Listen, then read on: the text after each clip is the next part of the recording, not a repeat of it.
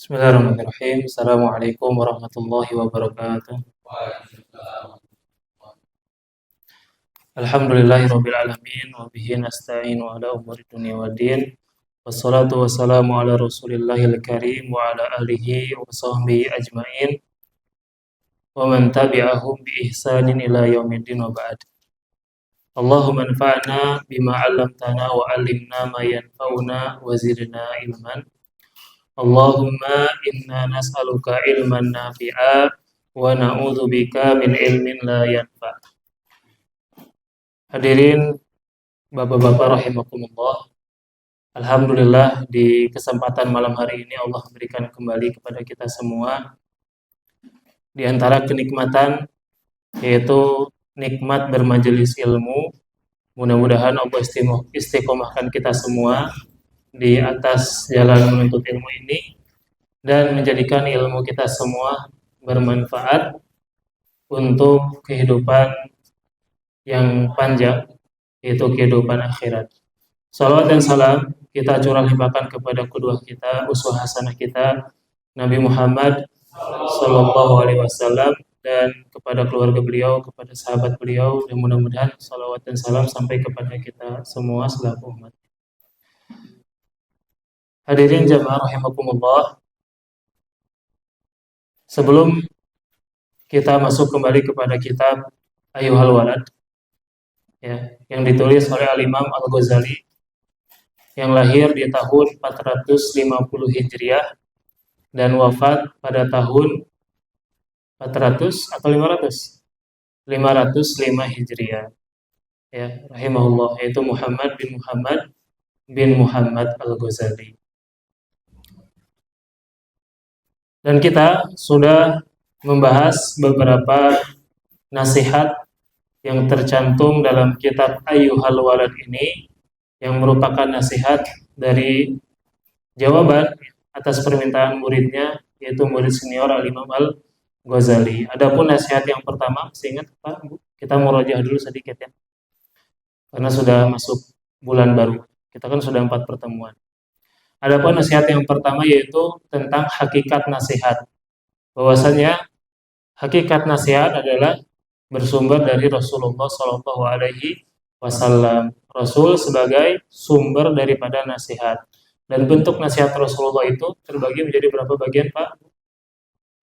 Masih ingat ya? Ada 5. Yang pertama, at-targhib, yaitu motivasi. Yang kedua, at-tarhib, yaitu peringatan atau ancaman. Yang ketiga, mau'idhah hasanah, yaitu edukasi. Yang keempat apa? Qasas, yaitu kisah-kisah. Bentuk nasihat Rasulullah kadang-kadang disampaikan dalam bentuk kisah.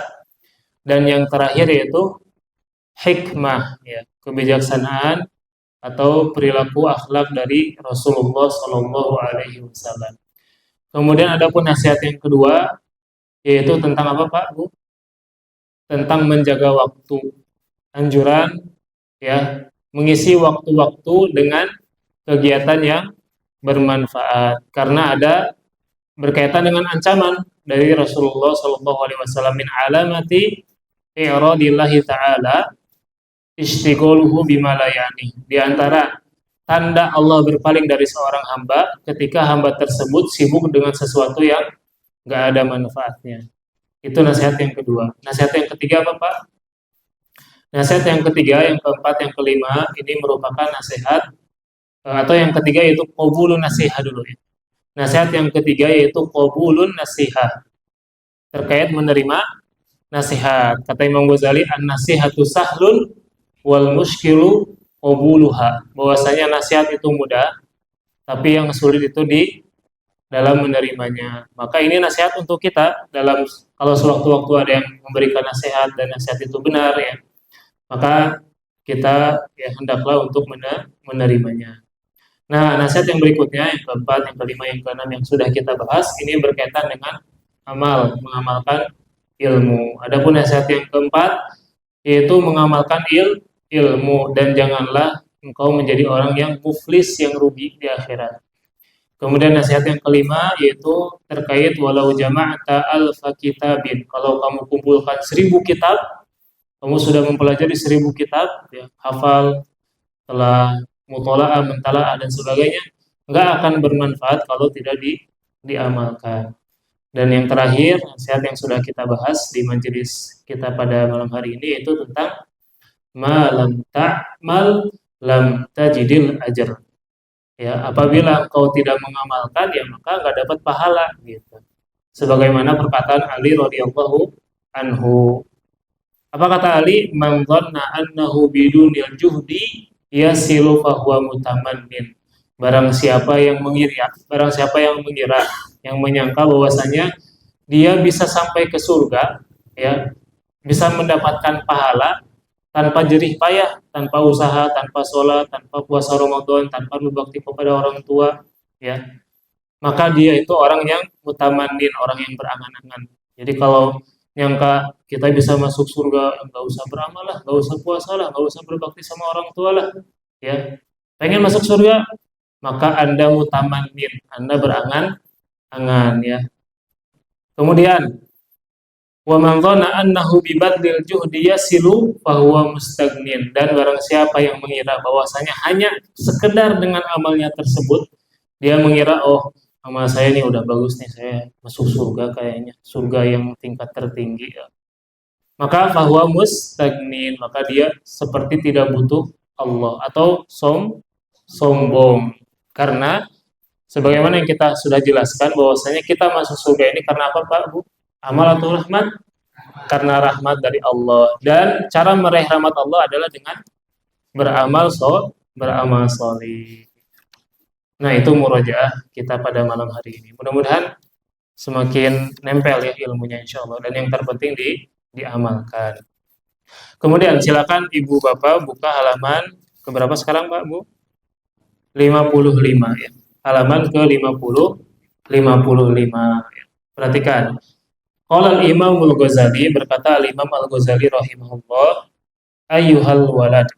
Sekali lagi ayyuhal walad ini, wahai ananda, panggilan lembut kepada muridnya, ya. Jadi bentuk kasih sayang Imam Ghazali. Kam min lailatin ahyaitaha bi tikraril ilmi wa mutala'atil kutubi wa haramta 'ala nafsika an-naum. Kata Imam Ghazali, berapa malam engkau menghidupkan malam-malam tersebut dengan mengulang-ulang ilmu, ya, murojaah ilmu, ya, kemudian baca kitab, ya, kemudian haram ta'ala nafsikan naum, dan engkau mengharapkan tidur, ya, untukmu, maksudnya mensedikitkan tidur, gitu. Ini kebiasaan para ulama, Pak, Bu, mensedikitkan tidur atau menghidupkan malam-malam, ya.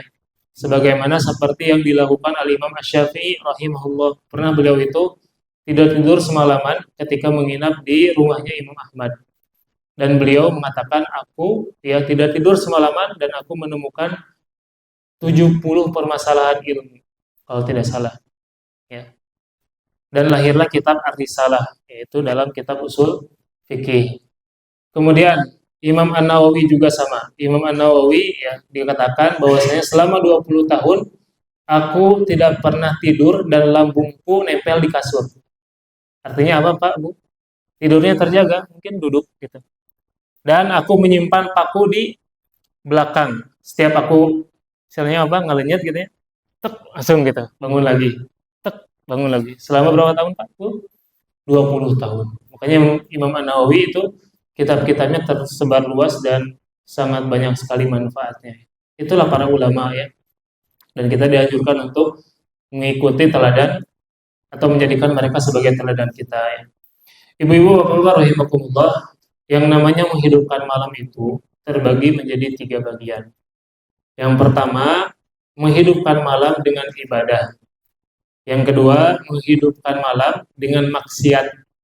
Dan yang ketiga, menghidupkan malam dengan perbuatan yang mubah. Adapun menghidupkan malam dengan perbuatan ibadah, maka ini terbagi lagi menjadi 2. Dia niatnya ikhlas, yang pertama. Yang kedua, dia niatnya untuk dunia, untuk kedudukan, untuk dipuji orang lain, atau untuk berbangga-banggaan. Oh, saya malam tahajud nih, kamu tahajud gak? Gitu.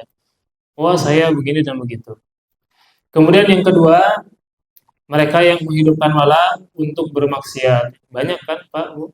Kalau kita keluar malam-malam, wah, para pemuda nongkrong sampai malam, apalagi misalkan di Braga, di klub-klub malam. Nauzubillah min dzalik. Bahkan sampai ada yang minum minuman, gitu. Bukan teh sosro ya, tapi. Kemudian, nah ini berarti maksiat menghidupkan malamnya haram. Kemudian yang ketiga, bentuk menghidupkan malam ada yang mereka menghidupkan malam-malamnya dengan perbuatan yang mubah. Contoh, main game. Mubah nggak Pak, Bu? Mubah. Kemudian nonton TV, nonton bola. Kalau besok nonton bola, bangun jam 2 malam, mubah nggak? Mubah. Itu sesuatu yang mubah. Tapi tenang dulu Pak. Yang namanya mubah, seperti yang sering dijelaskan di sini, bisa berubah status hukumnya menjadi berpahala, bisa status hukumnya berubah menjadi maksiat atau berdosa. Nah, perkara yang mengubah tadi Pak, Bu, kalau dilakukan setiap hari, rutin gitu ya, tiap hari bergadang main game, tiap hari, apalagi misalkan lagi Piala Dunia, misalkan bangun pertandingannya selalu jam 2 malam atau jam 1 malam, bangun untuk itu terus setiap hari gitu, nggak ada untuk tahajud, nggak ada untuk baca kitab, nggak ada untuk murojaah ilmu. Nah, ini bisa berubah statusnya menjadi maksiat ya. Maka itulah ya, tiga jenis orang yang menghidupkan malam. Kemudian lihat kata Al-Imam Al-Ghazali rahimahullah taala, lanjutannya, la a'lamu ma kana al-ba'itsu fi. Ya. Aku nggak tahu apa yang kau tuju, apa yang kau cari, atau apa yang mendorongmu untuk melakukan hal tersebut, yaitu tadi menghidupkan malam. Kalau di sini kan disebutkan bahwasanya murid Imam Ghazali ini menghidupkan malam-malamnya dengan mengulang-ulang ilmu, menelaah kitab ya, dan mensedikitkan tidur ya. Maka lanjutannya adalah kata Imam Al-Ghazali, in kanat niyyatuka naila ardi dunya wa jazba hutamiha wa tahsila manasibiha wal mubahata 'ala al-aqrani wal amsali fa wailul laka summa wailul laka. Yang pertama, ini tadi ya berkaitan dengan kalau mengisi malam-malam dengan ibadah ya.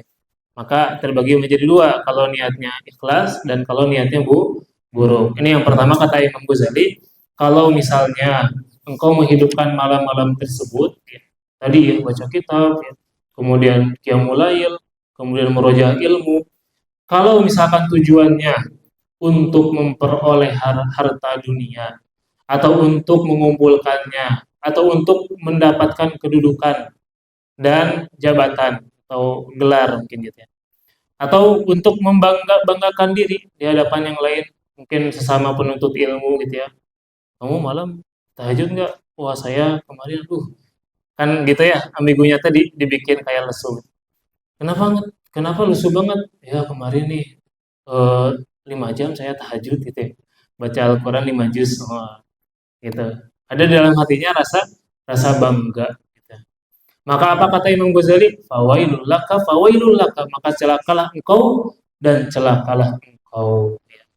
Mungkin zohirnya dia kelihatan ibadah, zohir itu nampaknya dia kan ibadah malam hari, ya, capek-capekan, nahan kantuk, ya. Zohirnya ibadah, tapi batinnya Pak, Bu, batinnya tidak demikian. Dia ditunjukkan untuk selain mengharap wajah Allah Subhanahu wa taala.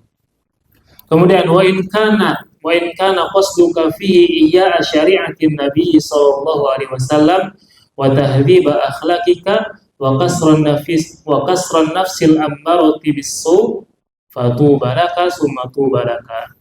Akan tetapi kalau misalnya engkau menghidupkan malam-malam tersebut untuk menghidupkan syariat Nabi sallallahu alaihi wasallam, dia kan dengan dia belajar, kemudian dia mutolaah ilmu, menulis, mencatat ilmu, mungkin dia ustaz mempersiapkan catatan kajian yang akan disampaikan kepada umat gitu ya.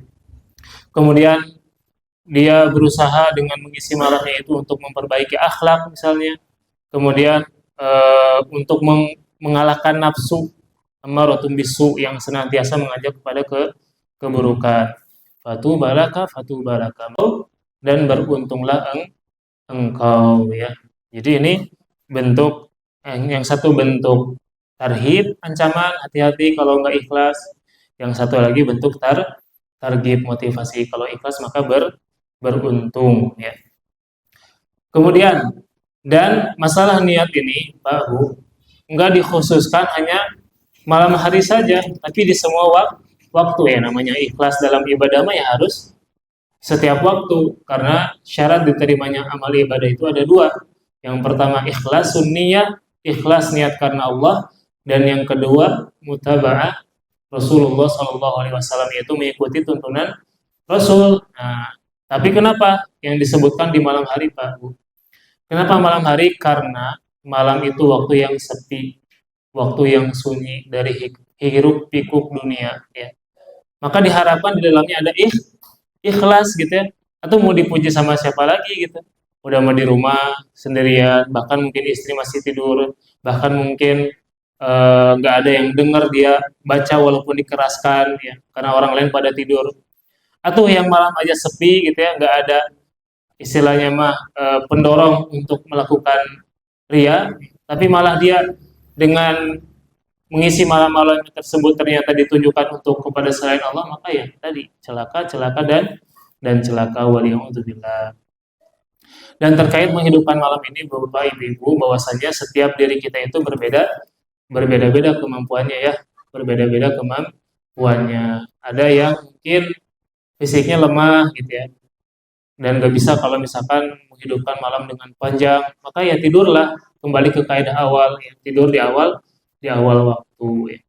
Adapun misalkan yang dikaruniai dengan fisik yang kuat dan dia mampu dan dia ingin melaksanakannya, maka laksanakanlah ya. Dan dalam pelaksanaannya juga tidak mesti setiap hari ya. Bahaya juga kalau misalkan setiap hari dilakukan bergadang dan bergadang gitu ya. Walaupun diisi dengan kegiatan yang bermanfaat. Jadi meninggalkan sesuatu yang mudarat gitu kalau berkepanjangan. Nah, dalam hal ini ya berarti ada kaitannya dengan niat materi kita pada malam hari ini ya. Masalah niat ini sebagaimana yang disampaikan Nabi Shallallahu Alaihi Wasallam, innamal a'malu niat, bahwasanya segala perkara itu ya sesuai dengan niatnya. Kemudian ada dalam kaidah usul al-umuru bimaqasidiha. Segala perkara itu tergantung maksudnya gitu ya. Tergantung niatnya. Maka kita harus meluruskan niat dalam amal kita, dalam ibadah kita, dalam sholat kita, dalam ngaji kita, dalam majelis ilmu kita, dalam mengisi malam-malam kita. Maka harus diisi dengan niat yang bersih. Dan dalam hal niat itu Bapak Ibu ada yang diistilahkan itu namanya tajdidun niyah. Apa Pak Bu? Tajdidun niyah, yaitu memperbaharui niat. Nah, ini penting Pak Bu. Kita itu yang namanya hati tadi kan la'ammarotum bisu, suka mengajak kepada keburukan. Nah, fungsi tajdidun niyah adalah untuk senantiasa mengarahkan ya. Tajdidun niyah itu adalah memperbaharui niat. Jadi manakala kita menemukan niat sudah mulai rada melenceng nih. Nah, bukan berarti ibu bapak menghentikan amalnya, bukan gitu. Misalkan saya kayak mulai nih malam, kemudian ada asal niatnya mulai berbelok nih, pengen dipuji. Apalagi kalau sudah dipuji sama masyarakat gitu ya. Wah, kamu masya Allah hebat, penyampaian materinya jago, kemudian materinya mantap gitu. Ini kan pujian ya. Kadang hati kita suka, aduh berhenti saja gitu, ini takut gitu dipuji gitu. Nah jangan, tapi semestinya dia harus tajdidun niat, luruskan lagi niat, luruskan ya Allah, saya menyampaikan materi ini hanya untuk Engkau ya Allah. Gitu. Bahwasanya saya tidak peduli dengan pujian-pujian manusia, yang terpenting adalah saya mendapatkan ridho dari Engkau, saya mendapatkan rahmat dari Engkau. Nah tajdidun niat, kata Hasan Al-Basri, Bapak Ibu, meninggalkan amal karena takut ria, nah itu ria. Adapun dia beramal dengan ria, itu syirik namanya.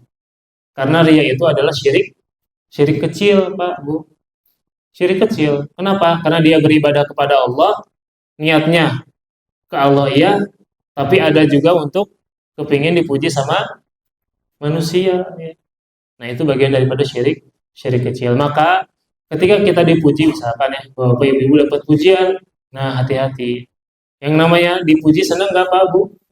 Senang dan itu wajar, nggak apa-apa. Tapi jangan sampai tertipu dengan dengan pujian. Makanya dalam doa Nabi SAW yang sering dipanjatkan adalah ya muqallibal qulub, tsabbit qalbi ala dinik. Wahai zat yang membolak-balikan hati. Hati itu kan kolbun ya. Kolbun itu berasal dari kata inqalaba yanqalibu kolban. Inqalaba itu apa Pak? Maknanya gini nih. Wah, sering berbolak-balik gitu. Nah, hati itu gitu, sering berbolak-balik. Kadang hari ini tujuannya A, kadang besok sudah jadi B gitu. Nah, maka harus diluruskan terus niatnya. Dan ketika kita dipuji ya, maka amalkanlah doa ini. Ini doa yang dipanjatkan oleh Abu Bakar As-Siddiq ketika dipuji. Catat Pak Bu. Allahumma, Allahumma, atau diulangin dulu. Allahumma anta a'lamu binafsi wa ana a'lamu binafsi minhum. Allahumma ij'alni khairan mimma yadhunnun waghfirli ma la ya'lamun wa la tu'akhidni bima yaqulun. Nah, amalkan doa itu ketika dipuji. Allahumma anta a'lamu binafsi. Ya Allah, engkau lebih tahu tentang diriku ini. Wa ana a'lamu binafsi minhum. Dan aku lebih tahu tentang diriku ini daripada mereka yang memuji aku. Allahumma ij'alni khairan mimma yadhunnun. Ya Allah, jadikanlah aku lebih baik daripada yang mereka sangkakan itu. Yang mereka sangkakan aku begini dan begitu. Nah, mudah-mudahan lebih baik daripada yang mereka sangkakan. Kemudian waghfirli ma la ya'lamun, dan ampunilah aku ya Allah atas apa yang mereka tidak ketahui. Manusia kan kadang memuji kita itu atas sesuatu yang dilihat saja secara zahir gitu ya, nggak tahu gimana kelakuan kita di yang tidak nampaknya gitu ya. Maka kita berlindung dari perbuatan buruk baik secara alan atau sir, baik secara terang-terangan ataupun secara sembunyi-sembunyi. Maka waghfirli ma la ya'lamun, ampunilah aku atas apa yang mereka tidak ketahui. Wala tu'akhidni bima yaqulun, dan jangan engkau siksa aku karena ucapan dari mereka itu. Kenapa bisa sampai mendatangkan siksa Allah? Ya tadi, karena kalau orang sudah tertipu dengan pujian, wah, lama-lama dia niatnya sudah belok gitu kemana. Yang harusnya lurus, dia belok semakin jauh dari tujuan yang benar ya. Kemudian walaqad sadaqa man qala syi'ran sahrul uyuni li ghairi wajhika dhaimun wa bukauhunna li ghairi faqdika batilun. Ini syair indah sekali Pak Bu. Kata Imam Ghazali, berkata seorang penyair atau berkata dalam sebuah syair, bergadangnya mata untuk selain wajahmu adalah sia-sia. Menangisnya mata karena selain kehilanganmu adalah batil. Lihat, bergadangnya kita Pak Bu, mata kita terjaga ya, nahan ngantuk ya. Zaman dulu pas masih musim Piala Dunia atau musim nyewa PS Pak, anak-anak ngerasain rental PS, menjaga mata sampai malam gitu ya. Apalagi kalau misalkan dia dibayar, saya jaga nih mata nih saya. Nah, kalau menjaga mata, bergadang untuk perkara yang sia-sia atau untuk perkara yang tidak ada manfaatnya, maka itu sia-sia. Ya. Kemudian, dan menangisnya mata, karena selain kehilanganmu adalah batil. Misalkan ada orang nangis, tapi bukan untuk mengharap rahmat Allah. Kalau misalkan pengen dipuji, contoh ini orang-orang yang sering muhasabah, misalkan mimpin jamaah muhasabah, nangisnya tuh dibuat-buat gitu. Oh, nangis ya. Padahal nangisnya teh bukan untuk mengharap rahmat Allah ya, bukan untuk mengharap supaya dosa-dosanya diampuni, tapi supaya wah, kata manusia nih saya orangnya khusyuk nih gitu. Wah, kayaknya saya ini orangnya tenang ya, bisa membawa orang kepada untuk mengingat Allah dan sebagainya. Nah, pengen dipuji ya tujuannya. Nah, maka ini batil ya, sia-sia juga. Kemudian ayyuhal walad. Kata Imam Ghazali, wahai ananda, ish ma syi'ta fa innaka mayyitun wa ahbib man syi'ta fa innaka mufariquhu wa amal ma syi'ta fa innaka majziyun bihi. Nasihat yang berikutnya ini merupakan hadis dari Nabi Shallallahu Alaihi Wasallam tentang wasiat Jibril yang saya juga pernah sampaikan di sini. Bahwasanya ini merupakan wasiat Jibril alaihissalam yang disampaikan kepada Nabi Shallallahu Alaihi Wasallam. Apa nasihatnya? Ishma syi'ta fa innaka mayyitun. Hiduplah sesukamu karena engkau akan mati. Ya. Bebas ya, jamaah sekalian. Ya. Mau pilih hidup jadi apapun itu bebas. Ishma syi'ta. Hiduplah sesukamu. Ya. Mau jadi hamba yang taat, mangga. Mau jadi hamba yang maksiat, mangga. Mau jadi insinyur, jadi dokter, jadi ustadz, jadi thalabul ilmi, silahkan. Tapi ingat, fa innaka mayyitun. Tapi ingat bahwasanya engkau akan meninggal. Silahkan pengen nyari gelar apa, doktor, MPD, MAG, SAG, LC dan sebagainya, silahkan. Tapi ingatlah, ujung-ujungnya juga gelarmu akan, kalau nggak almarhum, rahimahullah, ya wafat ya, sama akan mati. Ini nasihat yang berharga sekali. Ishma syi'ta fa innaka mayyitun. Kata Nabi SAW, i'malu fa kullu muyassarun lima khuliqa lahu. Beramallah karena seseorang akan dimudahkan untuk sampai kepada apa yang ia diciptakan. Kata Nabi SAW, atau Nabi membacakan ayat Al-Quran di surat Al-Lail. Inna sa'yakum lasyatta. Usaha kalian berbeda-beda. Kemudian gimana lanjutan ayatnya? Inna sa'yakum lasyatta fa amman a'ta wattaqa wa saddaqa bil husna fasanuyassiruhu lil yusra. Ya. Siapa yang bersedekah, berinfak dan dia ikhlas niat karena Allah Subhanahu wa taala, fasanuyassiruhu lil yusra, maka dia akan diberikan kemudahan untuk menggapai kehidupan yang bahagia. Wa amma man bakhila wastagna wa kadzdzaba bil husna fasanuyassiruhu lil usra. Adapun siapa yang bakhil, yang merasa tidak butuh Allah, maka siap-siaplah, maka kami akan mudahkan dia untuk mendapatkan kesulitan ya. Jadi kita tuh diperintahkan beramal, Pak. Pokoknya beramal deh, nanti akan dimudahkan sama Allah Subhanahu wa taala ya. Dan setiap orang itu kalau sudah ajalnya ya udah gitu. Kata Allah Subhanahu wa taala, fa idza jaa kullu walikulli ummatin ajal, dan setiap manusia itu punya ajal. Fa idza jaa ajaluhum la yastakhiruna sa'ata wa la yastaqdimun. Kalau ajal sudah tiba, enggak bisa dimunduri, enggak bisa dimajuin ya. Pasti meninggal semuanya gitu. Makanya ya perbaikilah kondisi kehidupan kita ya. Usahakan untuk mengisi kehidupan kita ya dengan ibadah ya. Kemudian wa ahbib man syi'ta fa innaka mafariquhu, dan cintailah siapapun yang engkau inginkan karena sesungguhnya engkau akan berpisah dengannya ya.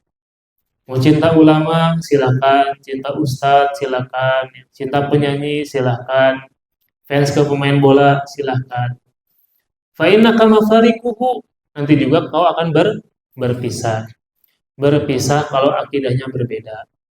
Ya, berpisah kalau akidahnya berbeda. Kata Nabi SAW, anta ma'aman ahbabta, engkau akan tinggal bersama seseorang yang kau cintai. Kalau cintanya sama orang Kristen, ya ternyata orang Kristen di neraka, nauzubillah min dzalik ya. Dan akan bersatu kembali kalau sama-sama beriman ya, dan sama-sama solih ya. Kata Allah Subhanahu wa taala, "Wa may yuti'illaha war rasula fa ulaika ma'al ladzina an'ama Allahu minan nabiyyin was-siddiqin wasyuhada was-shalihin wa hasuna ulaika rafiqa." Barang siapa yang mentaati Allah dan Rasulnya, maka mereka akan bersama orang-orang yang mendapatkan nikmat dari Allah, dari para nabi, para siddiqin, para syuhada, orang-orang soleh, dan mereka itulah teman yang sebaik-baiknya.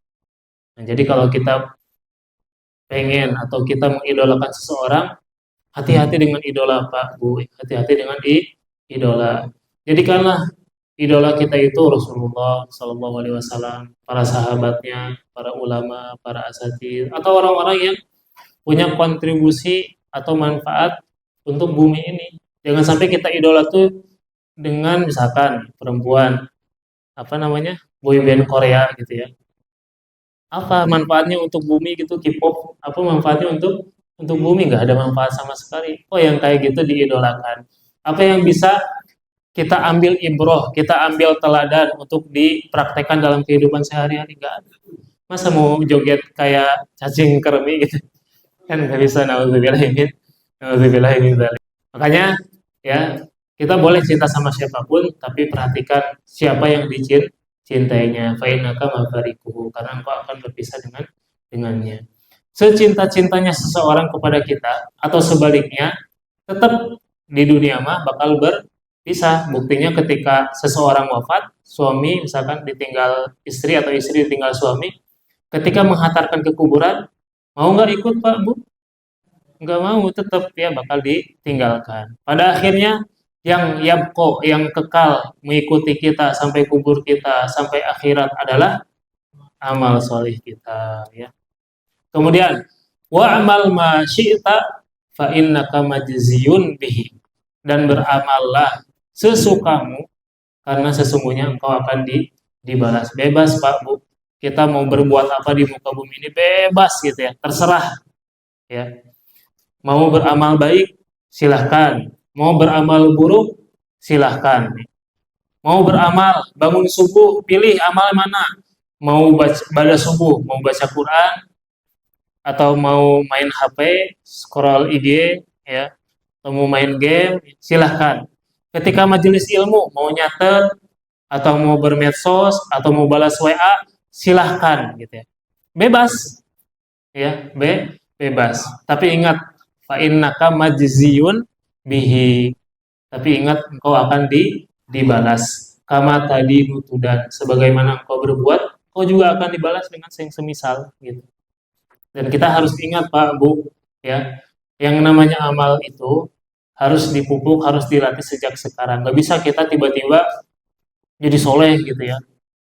Dulu pas SMA ketika UJ rahimahullah meninggal, teman-teman saya bilang gini, ah sekarang mah foya-foya we lah, sugane meninggalnya kaos UJ gitu, nanti ketika di akhir waktu kehidupannya dia berubah jadi taat, jadi hamba yang soleh, jadi hamba yang alim, yang rajin ibadah, yang rajin menuntut ilmu. Nah, ini hati-hati Pak Bu, ini tipuan setan ya. Kalau kita bilang, ah saya nanti beramalnya kayaknya nanti saja deh kalau udah umur 40 tahun, kalau udah lulus SMA, atau kalau udah pensiun, nanti saya akan maksimalkan. Iya, mending kalau umurnya nyampe. Kalau nggak nyampe gimana? Oke lah kalau umur nyampe. Emang yakin di umur tersebut bakal jadi ahli ibadah? Kan belum tentu.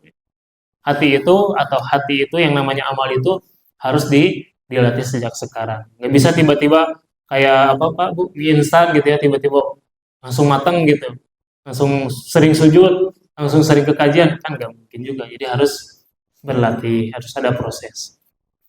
Kemudian ayyuhal walad, nasihat berikutnya halaman ke 58.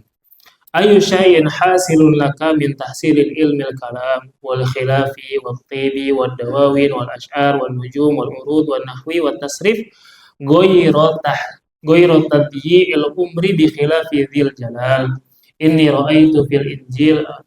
Yang ini dulu.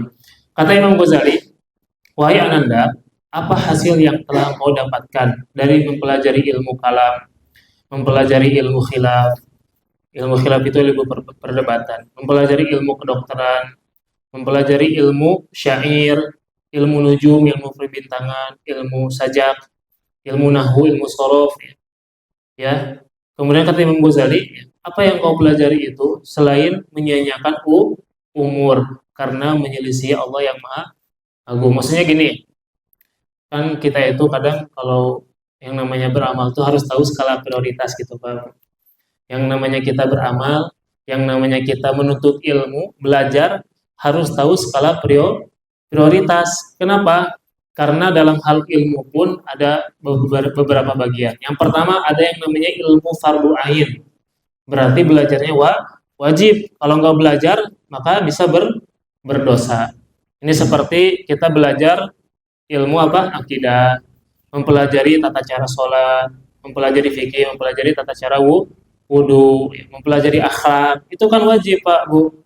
Kalau nggak dipelajari, maka bisa berdosa. Nah, itu harus tahu skala prioritas. Itu dulu yang dipelajari deh sebelum ke yang lainnya. Yang kedua, ada yang namanya ilmu fardu kifayah. Artinya fardu bagi sebagian orang. Kalau di kampungnya atau di tempatnya ada salah satu saja yang belajar, maka yang lainnya sudah cukup gitu. Nggak berdosa kalau nggak belajar. Ini seperti ilmu apa, Pak, Bu? Kedokteran misalnya. Atau misalkan ilmu eh, mensolat apa? Ilmu tentang waris misalnya. Ilmu tentang pengurusan jenazah misalnya. Nah, itu kan fardu kifayah. Maka kalau ada sebagian ya sudah yang lain tercukupi. Kemudian yang ketiga ada ilmu mutammimat. Ilmu mutammimat ini ilmu alat seperti bahasa Arab, Pak, Bu. Kita punya bahasa Arab itu sudah jadi ilmu alat. Bisa banyak memahami berbagai bidang ilmu. Ilmu nahwu, ilmu sorof, ini ilmu alat. Kemudian ada yang namanya ilmu haram. Ilmu yang haram dipelajari. Kalau belajar itu maka berdosa. Seperti apa, Pak, Bu? Ilmu yang haram. Ilmu sihir, ilmu perdukunan, ilmu zodiak, itu yang haram gitu. Atau ilmu yang mempelajari manajemen perbuatan-perbuatan yang haram. Misalkan ilmu manajemen perjudian online. Makanya cara bikin aplikasinya gitu. Nah, itu juga jadi haram gitu. Kemudian yang terakhir ada ilmu ikhtilaf, diperselisihkan tentang kebolehannya seperti ilmu kalam, ilmu filsafat, ilmu debat ini diperselisihkan. Ya. Kalau ilmu ikhtilaf ini pada intinya kalau kita nggak ada hajah, nggak ada kebutuhan di situ, nggak usah dipelajari. Gitu ya, Pak, Bu. Ilmu jidal, ilmu debat. Emang Bu mau debat sama siapa sampai dipelajari caranya gimana? Nggak usah. Kalau nggak ada hajat nggak perlu. Imam Ghazali termasuk yang belajar ilmu debat, ilmu filsafat, ilmu kalam. Kenapa? Karena beliau butuh untuk mendebat orang-orang ahli filsafat, untuk mendebat orang-orang ahli kalam yang keblinger, yang apa ateis dan sebagainya. Kemudian kata Imam Ghazali, ini ra'aitu fil injila atau ini ra'aitu fil injili anna Isa alaihi salam qol min sa'ati ma yudha'ul mayyitu 'ala janazati ila an yudha'a 'ala syafiril qabri yas'alullahu bi 'azamatihi minhu arba'ina su'alan awwaluhu yaqul abdi tahharta atau abdi tahharta manzarul khalqi sinina wa ma tahharta manzari sa'atun wa kullu yawmin yanzuru fi qalbika yaqulu Allah ta'ala ma tasna'u li ghairi wa anta makhfufun bi khairi ama anta asamun la tasma. Kata Imam Ghazali, aku pernah membaca atau menemukan dalam kitab Injil. Kita husnuzon mungkin kitab Injil yang beliau temui itu yang belum banyak perubahannya. Atau mungkin kisah Israiliyat. Pernah dengar nggak, Pak, Bu, kisah Israiliyat? Kisah dari Bani Israel. Nah, kalau kita menemukan kisah Israiliyat, maka sikap kita adalah tidak membenarkan dan tidak juga menyalahkan. Kecuali ada dalil yang membenarkan, maka kita benarkan. Kecuali ada dalil yang mendustakan, maka kita dustakan. Kalau nggak ada dalil yang jelas, maka cukup kita di pertengahan. Nggak menyalahkan, nggak juga membenarkan. Itu untuk diambil saja faidahnya saja gitu. Nah, kata Imam Ghazali, aku melihat di kitab Injil bahwasanya Isa berkata, dari saat jenazah diletakkan di atas ranjang sampai diletakkan di pinggir kuburan. Kemudian Allah dengan keagungannya menanyai dengan 40 pertanyaan. Bayangkan 40 ya. Wallahu alam. Adapun di akidah kita yang ditanya apa, Pak?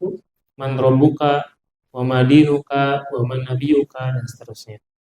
Nah, ini 40 pertanyaan ya, 40 pertanyaan. Yang pertama, dia berfirman, wahai hambaku, engkau telah menyucikan dirimu dari pandangan makhluk selama bertahun-tahun. Ya, mungkin ini Ustadz ya, menjaga kedudukannya di hadapan orang-orang, ya. Bajunya dijaga, ya. Omongannya dijaga, ya. Supaya apa? Supaya nggak sampai keceletot kemudian manusia jadi nggak suka sama saya. Itu tujuannya. Tetapi engkau tidak pernah mensucikan dirimu dari pandanganku sesaat pun, ya. Tetapi engkau tidak pernah mensucikan dirimu dari pandanganku sesaat pun, ya. Jadi ini orang ini tidak memperhatikan tentang urusan hati. Harusnya dia tujukan kepada Allah, tapi masih berat ke manusia. Kemudian kata Allah, apa yang engkau lakukan untuk selainku? Padahal engkau selalu aku berikan nikmat, selalu aku yang memberikan rahmat. Engkau selalu fokus kepada manusia, tapi engkau lupa bahwasanya yang memberikan rahmat, yang memberikan kasih sayang, yang memberikan engkau kedudukan, yang memberikan engkau ilmu, siapa? Allah Subhanahu wa taala, ya. Kemudian kata Allah, apakah engkau tuli dan tidak bisa mendengar? Ini merupakan tarhib, ya, merupakan ancaman. Maka bagi kita adalah untuk senantiasa memperbaiki niat, senantiasa membenarkan niat, dilurusin Pak Bu niat itu, ya. Hati-hati dengan perkara niat ini, ya. Karena itu bagian daripada substansi terpenting dalam ibadah kita. Kalau ibadah tidak dilandasi dengan niat yang benar, maka dikhawatirkan celaka, ya. Maka tajdid dunia terus diperbaharui niatnya, diperbaiki. Kalau mulai belok gitu, ya. Yang paling rawan itu siapa Pak dalam urusan niat? Orang yang berbuat baik, ya. Kemudian para pengajar, kemudian orang yang dermawan. Itu yang disebutkan 3 orang yang pertama kali disebutkan ke dalam neraka. Siapa mereka?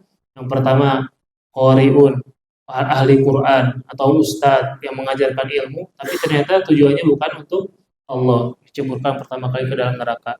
Diseret wajahnya di bawah, kakinya di atas, seret, lemparkan ke neraka. Yang kedua adalah orang yang dermawan. Dia nyangkanya dermawan, ya, untuk Allah, padahal dia dermawannya karena pengen dipuji manusia, maka diseret masuk ke dalam neraka. Dan yang terakhir adalah orang yang pengen dipuji sebagai gagah pemberani. Dia ikut jihad, ya, kemudian perang dan sebagainya, ya. Bukan untuk mengharap rahmat dari Allah, bukan untuk mengharap ridho dari Allah, tapi pengen disebut pemberani. Dia adalah sosok yang gagah perkasa, yang paling depan, panglima dan sebagainya. Maka diseret ke dalam api neraka. Maka bagi kita semua, ibu rahmatullah, sekali lagi diajak, ya, untuk saya dan ibu-ibu sekalian dan bapak-bapak juga untuk senantiasa meluruskan niat kapanpun, dimanapun, ya, ketika terbesit dalam pikiran kita, dalam hati kita niat-niat yang buruk, maka langsung ingat Allah, langsung ingat akan azab Allah. Ya, sekali lagi langsung ingat tentang, ya, kenikmatan yang Allah akan sediakan bagi mereka yang lurus niatnya, dan ingat akan azab Allah bagi mereka yang buruk niatnya. Sekian mungkin untuk kajian malam hari ini. Saya nyiapkan tuh satu lagi nasihatnya, cuman ternyata waktu keburu habis, ya. Alhamdulillahirabbil alamin. Aqulu qouli hadza wa astaghfirullah li wa lakum. Subhanakallahumma wa bihamdika asyhadu an la ilaha illa anta astaghfiruka wa atubu ilaik. Wassalamualaikum warahmatullahi wabarakatuh.